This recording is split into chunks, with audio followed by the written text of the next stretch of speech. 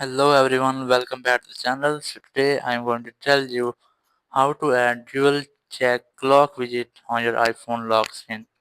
If you want to add dual clock widget to your iPhone lock screen, so you just have to follow some settings. First, you have to open your phone settings and here scroll down and then you'll get the wallpaper option. Tap on it and here you have the lock screen. Tap on customize and here you have to tap on widgets. You just have to remove these widgets and then you'll be able to add clock. Just scroll down and look for clock. Here's that.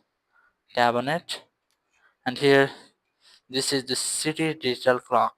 Just tap on it to add it, and if you want to add one more, so tap on it and then you can customize it. Just tap on this clock and here you can easily change the city or country of your clock.